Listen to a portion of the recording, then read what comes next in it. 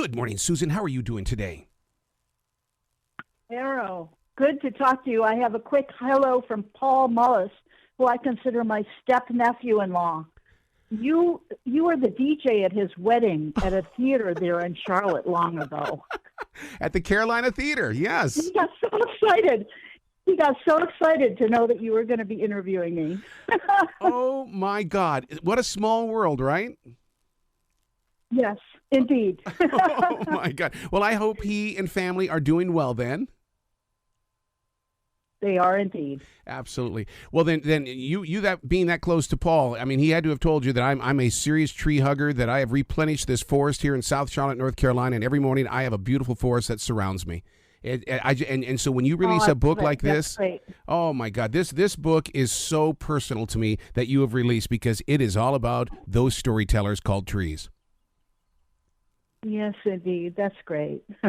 What did you? I love to hear you say it that way. Well, I always tell people, especially when it comes to the radio shows and stuff like that this is not me. This came from a seed which was watered by the universe. Then it became a tree. The tree gave its life to me, so I could write on it, so I could have a conversation. Oh, that's really good. I like that, indeed. And they gave us the paper for the pages of my book.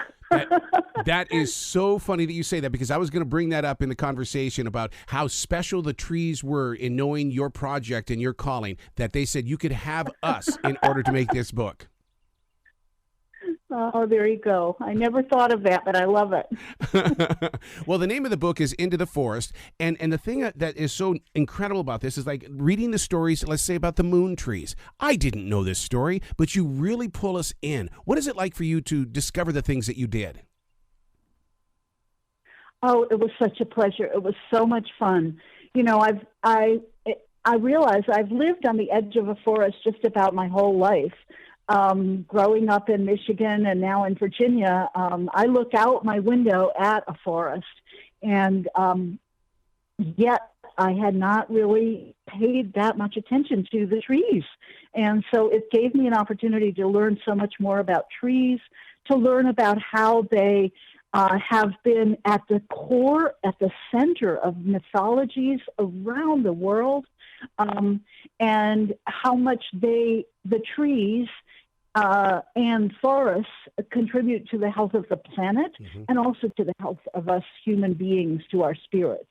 Well, you talk about the trees, having that mythology kind of a connection, but it's also connected to science as well, because, I mean, the tree that inspired science, I mean, it's something that the average person would probably say, go get the chainsaw, we got to take it down. But I love an ancient tree that is leafless. There's still a story there. Yes, indeed. There is a story in every tree, probably. And one of the things that I've loved to do is to think about the trees in my life. The big, large tree that my grandfather hung a swing from when I was little. Also, when I was little, growing up in Michigan, there was a tree that I called the horsey tree. It grew maybe 4 feet straight up, and then horizontally another 4, 5, 6 feet, and then straight up again. And that probably was a tree that was reshaped by a Native American hundreds of years before as a directional. So, those are my childhood trees. And now there's a tree that I think about that I just love uphill from my own house. When my son was about 10 years old, he took off into the forest here in Virginia and found a short holly tree and put it in a bucket and took it up into his room. And he said that was his Christmas tree, his personal Christmas tree. Well, after Christmas, we planted it, and now the tree stands much taller than he does. So, I have these, they're sort of pet trees, and I'm sure a lot of people listening have pet trees as well. Outside this studio is a tree that had to come down because it was old, but what was so special about this tree is that a couple of the branches kind of just bumped into each other, and every morning it looked like the cross was in front of me. Well, when the tree came down during a storm, we had to go out there and we cleaned it up and everything like that. But what the most interesting thing about it is now is that you go out there, the trunk is still there on the ground, the stump, but there is a cedar tree growing in the center of where that tree once stood. That to me is like, this is much bigger than me, and I'm going to watch this story grow. And it's not just that cedar tree. There's all kinds of activity and life going on as the big old tree disintegrates. Yep. You know, creatures, insects, worms, birds pecking at it, and also a microbiome forming, turning the rotting wood into soil in order to replenish that new growth. It happens in the forest all around the world. Susan, I've always been laughed at when I tell people I think the most beautiful part of a tree is its rooting system. They go, no, it's the stuff that's above the earth. I'm thinking it's got to be more beautiful below the earth because it's constantly reaching. You know, it is. And in fact, one of the interesting pieces of science going on right now is the work on how the underground portion of a tree is sending signals to other trees through this mycorrhizae, this fungal network that weaves in among all the tree roots. Suzanne Simard, a really interesting forest ecologist who happens to have contributed the foreword to my book, has discovered actually chemical exchanges going on under the trees, between trees of the same species, but even from an old tree to trees of other species as well. She calls these the mother trees, and they're really caring for one another. It's an image of cooperation and caring for within the forest, different from the image of competition among the individuals of the forest that we've often thought about. And through that communication, you talk about how trees will communicate to another tree, especially if one has been kind of beaten up by, you know, other forms of nature. And when they see the animals come into that area, for instance, like if the deer, they like eating the leaves off the trees are sending signals to other trees saying, hey, look, watch out.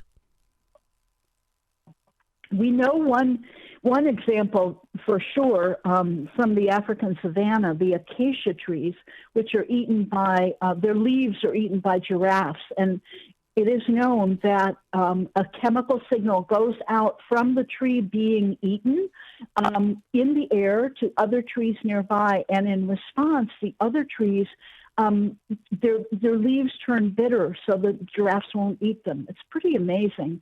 There's another example of in the rainforest of ants called Azteca ants that live only on the cecropia trees. And the females burrow into the stems and then plug up the hole that they created, that they chewed in the stem of the tree, and they lay their eggs, and then the larvae develop. Meanwhile, the other ants are going up and down that tree and keeping other insects and even birds and even mammals away from eating the trees, supporting the tree. So there's this a mutual interdependence between the ants and the tree that is their home. Yeah. I study Native American spirituality, and one of the things that we consistently believe in is that the tree is a storyteller, that if you're having a bad day, even if you're having a great day, go sit next to a tree and share the vibration, and that tree will embrace you. Trees love humans. And yeah, it's definitely true. And experiment after experiment, data analysis after data analysis shows that is the case.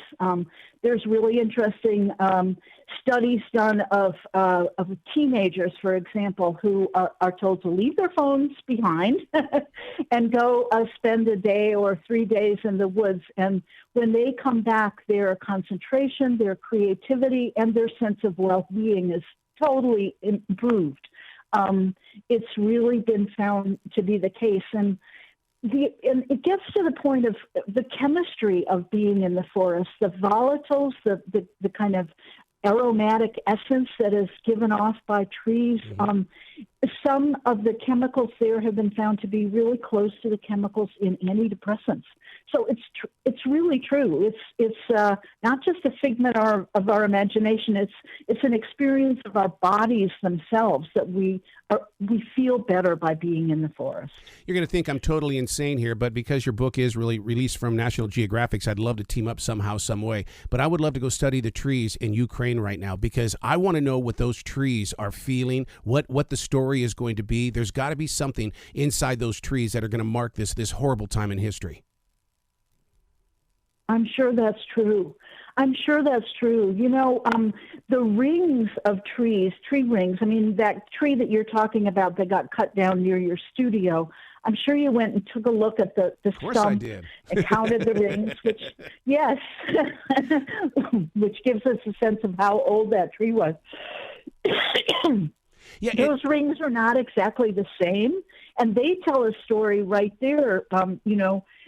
Difficult times mean it's tighter rings, and times of abundance and plenty of rain and good weather would be bigger rings. And I'll bet you, even if a tree is not showing it in its outer leaves and branches, the rings are going to tell that story.